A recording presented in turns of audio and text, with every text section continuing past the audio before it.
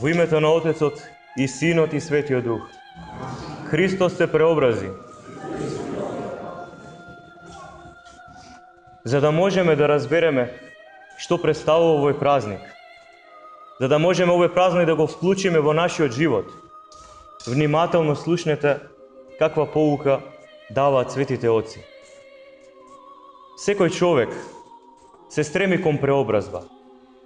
Кога излегуваме надвор, се пресоблекуваме, се дотеруваме. Женскиот пол се шминка. И сето тоа е еден стремеж за преобразба. Човекот подобро да изгледа, подобро да се чувствува. Секој ден размислуваме за тоа како од денеска ќе се преобразам да станам подобар човек, да станам помилостив. Некои одлучуваат откако се повредени да станат позатворени, поцврсти, потврди, да не име гајле за другите луѓе. Сето ова сведочи дека човекот е динамично битие и никогаш не може да стои исто. Човекот или ќе се движи кон небото и ќе се усовршува и ќе се преобразува според Творецот свој и на него ќе личи, или пак ќе оди надолу кон земјата, ќе станува материјален, а со тоа и смртен. Затоа денешниот празник, случката, ни открива големо нешто, а тоа е достоинството на човекот. Имено откако им кажа на апостолите Христос дека стојат овдека, нели меѓу апостолите некои што ќе го видат Царството Небесно, уште овдека на земјата, тој веднаш потоа ги одведе Петра, Јакова и Јована, како најподготвени за овој чин, со нив се искачи на гората Тавор и се преобрази, односно, она што од секогаш и го имаше во себе Христос, откако се воплоти од Пресвета Богородица. Тој во себе имаше божествена суштина, но го имаше и телото човечко. И сега само им откри кој е Христос, дека тој е Бого човек. Светлината која што ја носеше во себе и материјата што ја носеше, кожата наша, коските, облеклото, се беше светло и се беше преобразено. Вие знаете дека човек,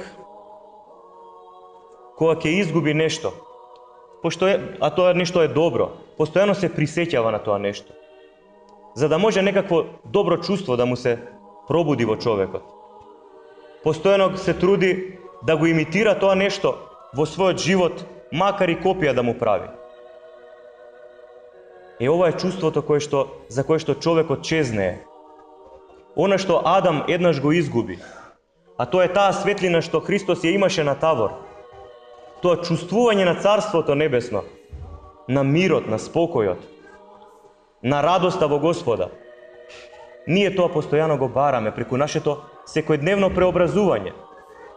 Меѓутоа, сме измачувани зашто во светот не можеме и преку материјалните работи тоа нешто да го направиме. Преку купување на нови работи, на облека, на не знам што. Црквата затоа не учи дека Бог најдобро тоа може да го направи, да ни го врати нашиот прв лик според кој сме создадени. А знаеме дека според ликот Божи сме создадени, односно според второто лице од Света Троица. Затоа и Бог го испрати него да видиме како изгледа совршен човек. Да видиме кон што треба да се стремиме. Кој ни е крајниот идеал и смислата на живеењето. Ние, барем како христијаните, тој идеал го немаме во други луѓе. Тој идеал го немаме во животни, во дрва, во камења.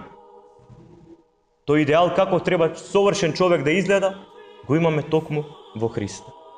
Кога ќе се запрашаме како христијани дали постои рајот и пеколот, кои се тие, што се, каде се, дали се место, што се тие, Христос рече, Царството Небесно е внатре во вас. Затоа сега отфрлете ги сите замисли дека пеколот е некој казан кој што врие и рајот е некоја ливада на која што тече вода. Има изобилие на храна и не знам што. Зашто тоа за денешниот човек звучи соблазнително. Посебно луѓето се среќаваат со разни религии za koji što ne ime logično, ne li rajot i pekolo da se nešto materijalno. Zato što i nese. Imeno koga Hristos ги озари апостолите со својата светлина, тие толку добро се чувствуваа, што рекоа: Господи, добро ни е да бидеме овдека и да направиме шатори да си обитаваме тука. Што чувствуваа дека таа благодатна енергија Божја човекот го менува, го смирува и му дава чувство на комплетност. Комплетност како личност. Оствареност целосно како личност и дека нема потреба никаде на друго место да оди и да бара нешто што се наоѓа во присуство на таа благодатна светлост. Тоа е чувството на рајот. И ние како христијани преку сведоштвата на светите оци знаеме дека Царството Небесно уште тука може да се почувствува. Не да страдаме и да се мачиме зашто некој ни ветил дека откако ќе умреме ќе имаме таму нешто. Значи, преку нашиот личен подвиг, на постот, на молитвата, на личното преобразување од ден на ден во подобна личност, меѓутоа не своеволно, туку според заповедите кои што Христос Господ во Евангелието ни ги постави. Според чекорите кои што светите оци ги изодеа како искусни во духовниот живот, на тој начин ние стануваме вкусители на она што се вели рај, овдека на земјата. Исто како што уште тука може да се почувствува пеколот на отуѓувањето на луѓе од луѓе. Да не чувствуваш љубов кон Бога и кон ближните, милост, тоа е всушност пекол.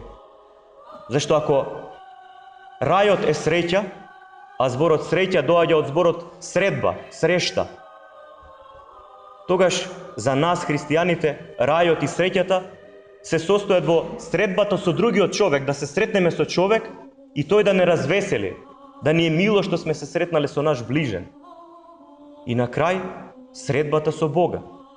Откако сме ги очистиле умот и срцето од се што е лошо, од се што е темно, и тогаш што тие духовни очи, како што и апостолите го созерцаваа, го гледаа Христа, да спознаеме колку е среќно човекот да се сретне со Бога. Зашто и смислата на нашите служби што ги правиме не се ништо друго, туку средбата со Бога. Затоа и Царството Небесно на литургија ни се дава нам токму преку преобразените леп и вино како тело и крв Христови. Може би вие што стоите тука најдобро и ова ќе го сватите сега зашто пред вас имате и грозје. И зошто грозје токму на преображение се носи да се благословува? Затоа што изгмеченото грозје, откако ќе се остави да ферментира, тоа квалитативно, комплетно ја менува својата структура и вкус и станува вино. Воопшто не е слично на сокот од грозјето кога го јадеме. Тоа е сосема нешто друго. И друго задоволство дава. Го опушта човекот, го лекува човек. Исто така, и откако лебот и виното ќе ги принесеме пред олтарот на престолот Божи, тие квалитативно се менуваат.